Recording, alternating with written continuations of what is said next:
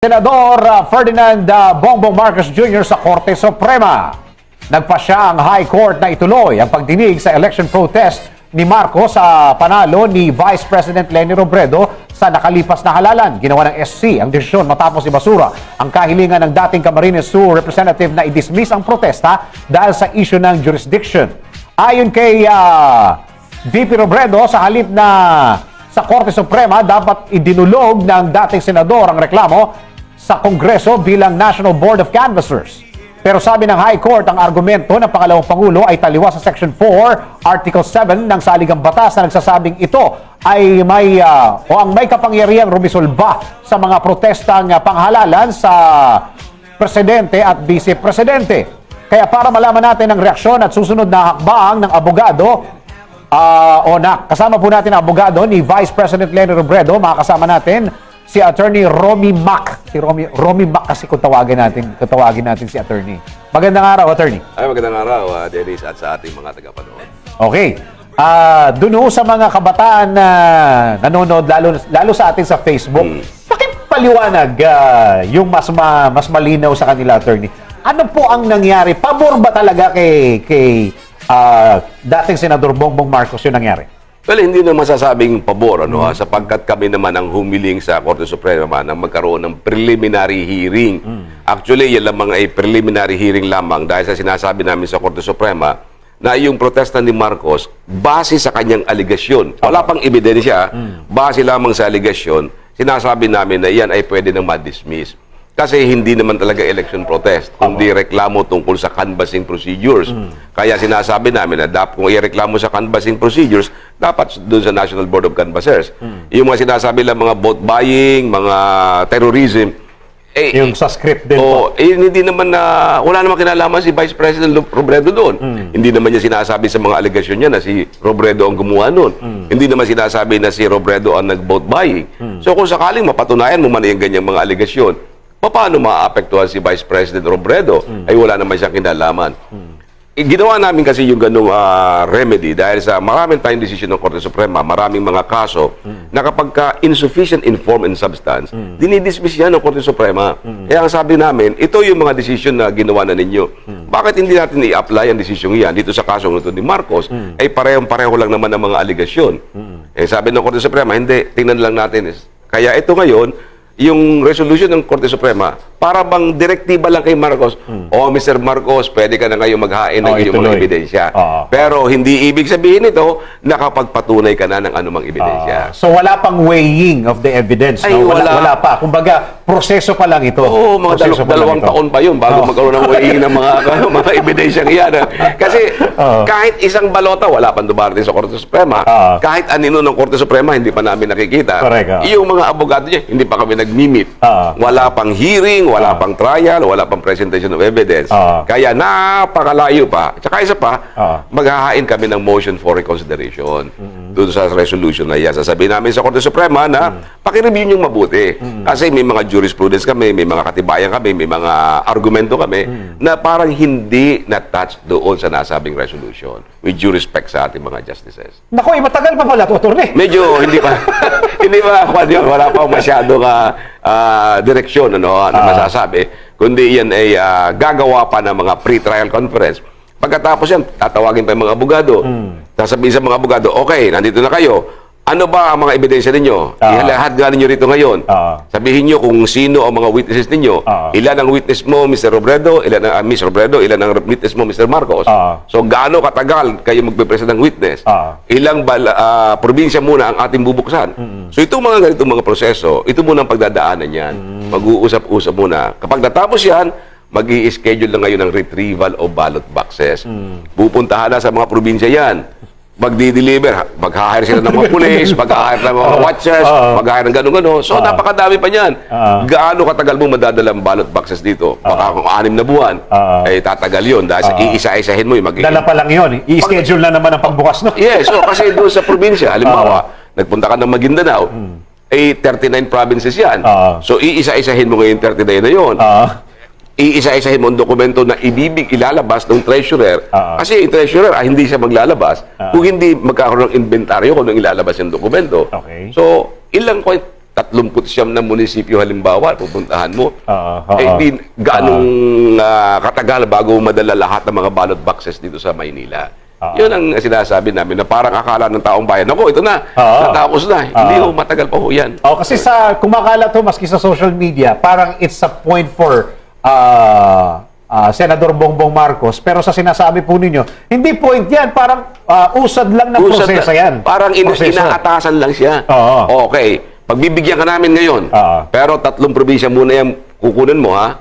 Yan, parang ganyan lang kasi sa proseso natin kapag ka nagkaroon na ng ganyang resolution ng Supreme Court, bibigyan lang muna siya ng pagkakataon sa 3 probinsya. Dito, 39 provinces ang pinoprotesta ni Marcos. Kaya sasabihin sa kanya, mamili ka doon sa 39 protested precincts mo, provinces, alin dyan, bumili ka ng 3. At dyan sa 3 yan, patunayan mo na may marirecover ka. So, matagal yan. Bago makuha yung 3 probinsyang yan. Pagka nandun na, mag-examination ng mga balota, mga dokumento, lahat-lahat. Kapag wala siyang napatunayan doon sa 3 yun, didismiss na yung kaso. Saka po, attorney, kung ang Korte Suprema ang uupo doon sa PAT, sa dami na dinami ng kinaasikaso ng Korte Suprema, may sinabi nyo medyo mahaba. Mahaba. Kaya ang gagawin ng Korte Suprema dyan, para medyo mapabilis naman, mag-a-appoint sila ng hearing officer. May isang hearing officer na tatanggap ng lahat ng ebidensyang yan. Tatanggap pa lang yun? Tatanggap pa lang yun. Tatanggap pa lang yun. Yung hearing officer na yun, i-report lang niya yun sa tribunal, doon sa 15 justices. Yes. So, yung 15 na, pag-aaral nila yung report noong... schedule na naman yun. Schedule na naman yun. Schedule na naman yun. So, medyo matagal pa yan. Kaya kung doon sa 3 probinsya, wala siyang mapatunayan, dismiss yan. Kung doon sa 3 probinsya, out of the 39, mapatunayan niya na nakaka-recover siya. Tatlo pa lang yun. Tatlo pa lang. Itutuloy ngayon. Kukunin ngayon 36 na probinsya. Doon ngayon magsisimula doon sa 36 pa na natitira. Ay, kung magkwento kayo, parang napapagod na ako, attorney. So, yun ay 39 na probinsya ni Marcos. Kung matapos man siya doon, meron din kaming counter-protest. Naku po. Meron kaming 22 probinsya din na kung saan kukunin din, ganun din proseso. Didinggin na naman yun. Kukunin din yun. I-schedule na naman. I-schedule na naman yun. Mamimili din kami ng 3. Kung doon sa 3 ay may mapapatunayan kami, wala. So, ganun din yun. Ang tagal pa pala, attorney. Oo, hindi pa akala kaya, kasi mabuti nga, nagkausap tayo rito. Baka kasi akala ng mga nakikinig, nanonood sa atin Lalo na yung mga nanonood sa Facebook. Oo, akala nila ganun lang. Matagal pa ho yun, ano? At iyan naman, hindi naman kay Marcos lang nangyayari yan. Sa lahat ng mga protesta natin sa buong Pilipinas, yun ang isang governor lang ng isang probinsya, inaabot ng 2 taon. Isang probinsya lang yun. Lalo na ito na halos buong Pilipinas ay nakaprotesta. Kaya kung iisipin mo, napakatagal talaga ng nasabing proseso. Pero kahit paano po ba, attorney, na pag-aralan nyo na po yung inihain niya mga ebidensya? Well, base nga lamang doon sa aligasyon. Kaya nga sinasabi namin na base sa aligasyon, niwala siyang napapatunay mga ebidensya. Hindi naman sinasabi nga na si Lenny Anandaya. Ang sinasabi lang, may mga daya daw na gano'n nangyari. But it was not ever pointed out na si Lenny ang person responsible. Opo. Sabihin ko lang, pupunta ko lang po yung sinasabi niyo na hindi siya vocal. Actually, parang vocal yata siya, attorney. Na sinasabi niya na si VP ay nasa likod ng mga... Wala naman kaming narinig na gano'n. At saka wala kaming nabasa. Kasi kahit na anong sabihin niya sa media, kahit anong sabihin niya sa mga press conference, sa BB, kung yun ay hindi nakalagay doon sa aligasyon, baliwala yun. Hindi papansinin ng nakasubmit doon. Yes, oo. Nakasubmit. Pagka ganito mga protesta, attorney, kanino gastos ito? Ay, nagastos ni Bongbong. Pero siyempre, may gastos din si Ms. Robredo. Dahil sa magpapadala din siya ng kanyang mga representative. Kasi mag-aharap din siya ng kanyang kontra.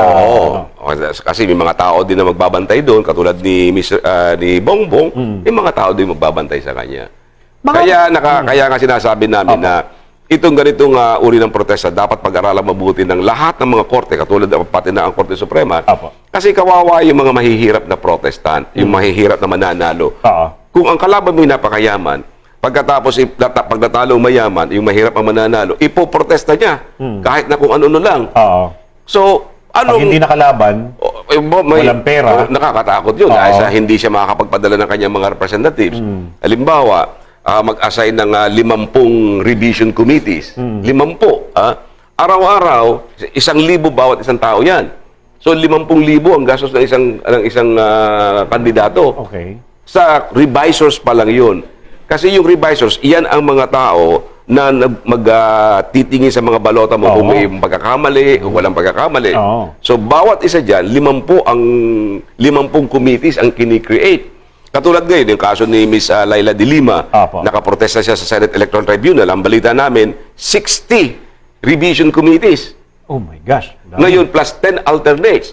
So, 70 people ang kailangan ni Laila para araw-araw ay ando doon ang mga Tingnan tao. mabuti yung Oo. mga ano. Ang pinaka-average, pinaka-murang revisors na Okay. mabaya is 1,000 ang isang tao. Na pinakamura na yun. Pinakamura na yun. Pero ang average Pero na... baka anong taon pa yung alam nyo, attorney? mga 5 years ago pa yan Oo, tingnan mo, baka tumaas So, na. sa 1,000 na lamang, Ah. 70 people times 1,000 is 70,000 a day. Mm-hmm. Wala pa yung pagkain, wala pa yung transportation, wala pa yung iba pa mga gastusin sa mga abogado, mga appearances ng mga abogado. So, gagastos ka ng mga 100,000 a day. Paano kung ikay mahirap? Paano mo gagastusan ang mga taong yan? Kaya nga kami, yun ang aking purpose, objective doon sa paghahain ng motion to dismiss.